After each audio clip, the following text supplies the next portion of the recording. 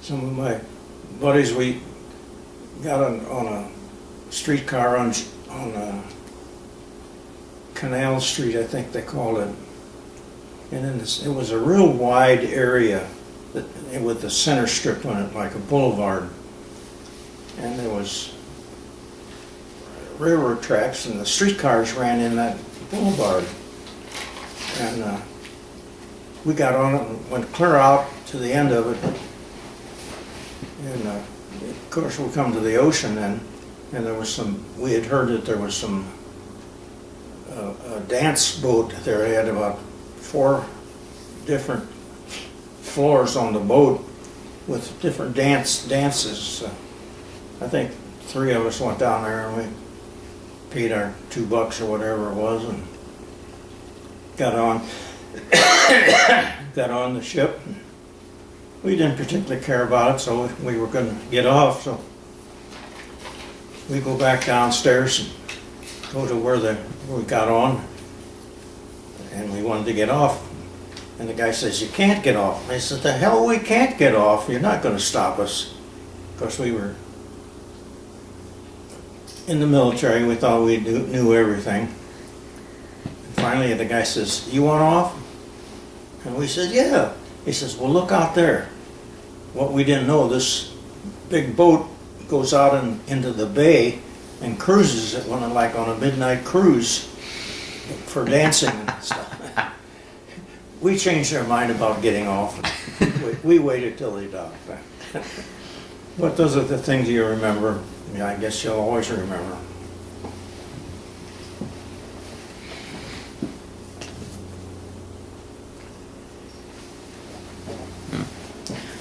Where were you when you found out the war was over?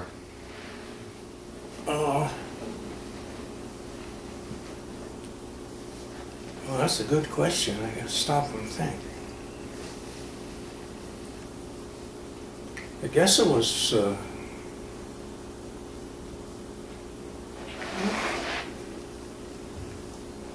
probably Ardmore, Oklahoma, or Lincoln, Nebraska, one of those two.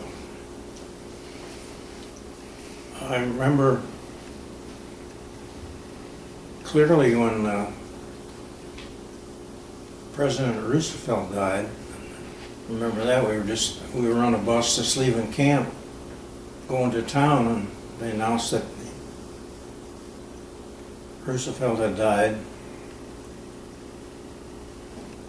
A lot of that stuff you can't quite put the year that was involved in the thing.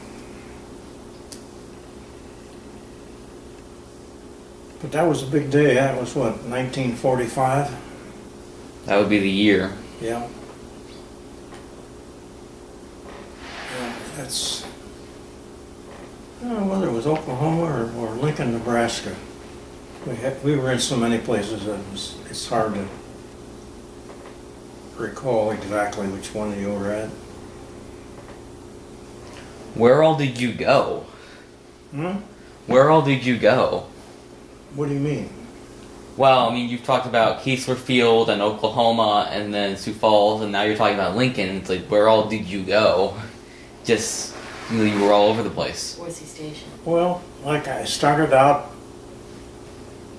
my folks took me to Toledo. That would have been January of 44. They took me to Toledo to the train station, and I went from there to Fort Thomas, Kentucky, which was only like 100 miles. It's just across the river from Ohio, and then the next day we got our clothing, and then the next day they shipped us out. We were headed for Keesler Field, Mississippi. So we went from Keesler Field to Texas A&M, and then to Sioux Falls, South Dakota, then to Yuma, Arizona, then to Ardmore, Oklahoma, then to Lincoln, Nebraska. This is over a matter of 3 years, 2.5 years. Right. And then then at that point the war was over, and everything sort of slowed up. Then nobody knew what to do with you. So then when we stayed there at Ardmore, Oklahoma, probably 6 months, nothing to do. Had a Class A pass, which meant you kept it, and you carried it. You went up to town anytime you wanted to. And then they sent us to Keesler Field.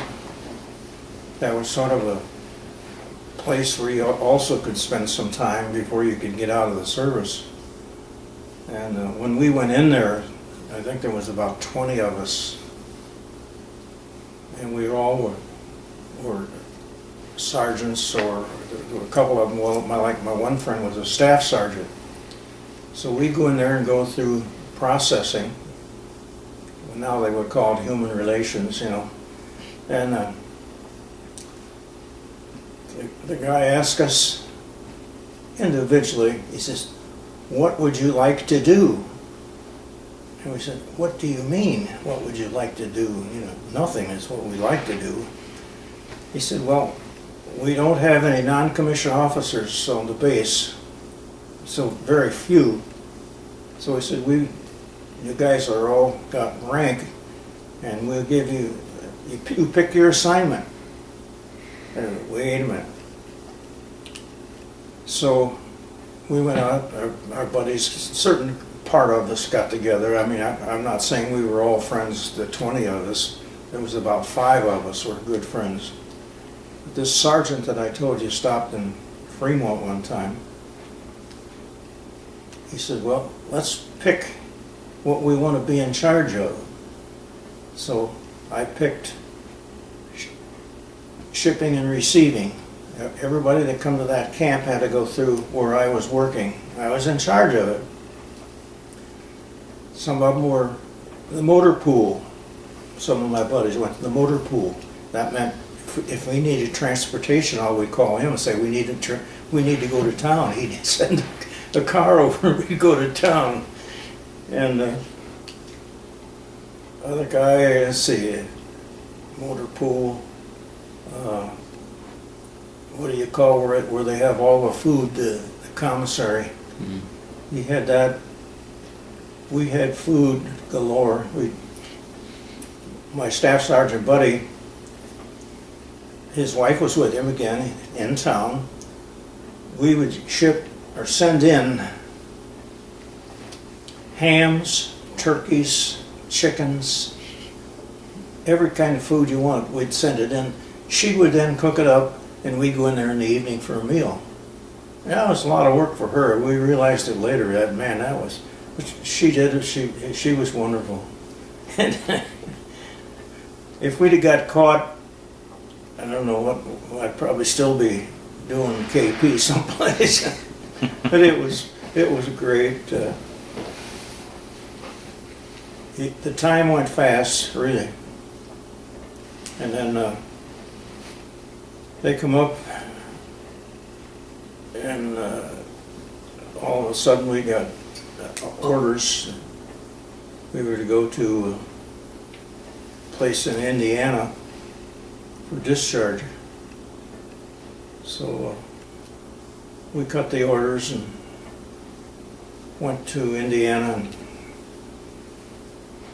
got discharged. Went out and you had all your clothing or your belongings in what they call a duffel bag, and hitchhiked back to Ohio, and that was the end of the military. What did you feel like when you saw those discharge orders? Yippee. We wanted out. I did give consideration. Of course, they tried to get you to re-enlist.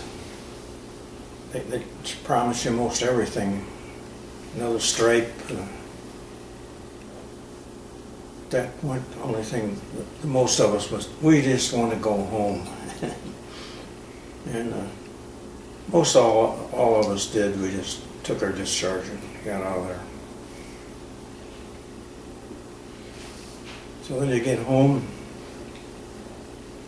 can't find a job. That was the problem then. 1945, all the soldiers coming back home and not many jobs. Of course, a lot of the women had the jobs, but they most always quit then right away when the war was over. But that's about it.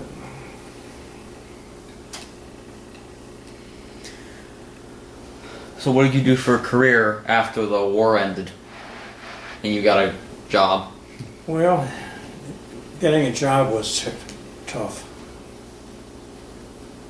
The first thing I did was buy a car. I had no car then because I had sold my car when I went in the service. I didn't want to sit around. You didn't know whether you were going to be in the service for 5 years or 10 years. You didn't know. I bought a car. Finally got a job at a place that made stair treads.